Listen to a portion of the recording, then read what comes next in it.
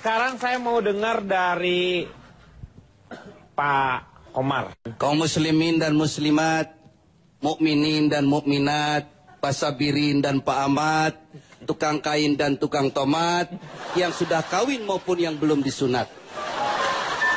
Para tokoh masyarakat, tokoh politisi, tokoh agama, tokoh wanita, tokoh pemuda, tokoh besi, tokoh baju, tokoh TV, dan lain sebagainya. Pimpinan ILK beserta seluruh jajaran dan perangkatnya, yaitu seperangkat alat sholat dibayar tunai. Lo nikahin ini, jadi nikahin. Pak Denny, Ya. dalam sebuah bukunya Ibnu Sina, seorang ahli fuqaha, Ya. seorang ahli fikih dan tasawuf, Ibnu Sina membagi kategori ibadah itu menjadi 3. Ada 3 jenis motivasi manusia melakukan ibadah. Yang pertama, ada orang-orang yang melakukan ibadahnya semata-mata dia karena kepingin masuk surga. Kalau ada orang yang seperti ini, dia ibadahnya seperti pedagang. Ibadahnya selalu main hitung-hitungan untung dan rugi. Orang yang seperti ini akan kena penyakit yang namanya penyakit sum'ah, riya, ujub, dan takabur. Kepingin dipuji orang ibadahnya. Yang pertama. Yang kedua, ada orang melakukan ibadahnya semata-mata karena rasa takutnya masuk neraka. Orang yang seperti ini adalah seperti budak. Capek dia ibadahnya. Dia akan terjebak dalam sebuah kegiatan ibadah yang bersifat rutinitas ritual. Yang penting gugurnya sebuah kewajiban. Itu yang kedua. Yang keempat. Ketiga. Bapak tuh bener ya Pak ya? Ngomong udah bener, tapi jangan loncat-loncat dong Pak. Urutan aja 3. Akong udah berhasil bikin kagum. Drop. 3 Pak. 3 kok. Kita udah kagum, udah salut. Udah keren gitu ya Cipan ya. Bagus dong Pak Udi. Kita lagi dengerin baik-baik. Iya. Itu yang ceramah kan saya. Jangan dilewat. 3. Yang ketiga. Persatuan Indonesia. Yang ketiga, ada orang yang melakukan ibadahnya. Dia tidak berharap apa-apa. Dia tidak berharap surga dan dia tidak takut masuk neraka. Dia hanya berharap ridho Allah subhanahu wa ta'ala. Rukuknya, sujudnya, etikafnya, tadarusnya. Hanya berharap ridho Allah subhanahu wa ta'ala dengan hubbul ilahi. Dengan cinta. Sujudnya dengan cinta. Puasanya dengan cinta.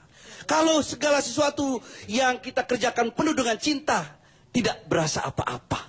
Ada seorang waliullah wanita, cantik jelita, namanya Rabiatul Al-Adawiyah. Rabiah Al-Adawiyah, di setiap sujudnya, sajadahnya selalu basah dengan tetesan air matanya. Lidahnya tidak pernah kering karena zikir yang tidak pernah putus kepada Allah subhanahu wa ta'ala. Dia selalu berdoa, ya Allah, kalau saja sujud dan ibadahku ini semata-mata karena rasa takutku masuk neraka, tolong masukkan aku ke dalam neraka yang paling dalam sekarang juga ya Allah. Kalau sujud dan ibadahku ini semata-mata karena keinginanku masuk surga, tolong kunci saja pintu surga ya Allah. Aku, bukan itu ya Allah, aku cinta padamu ya Allah. Nah, tepuk tangan. Yang tepuk tangan saya doakan mudah-mudahan banyak rezekinya. Amin. Dan yang tidak tepuk tangan semoga kembali ke jalan yang benar.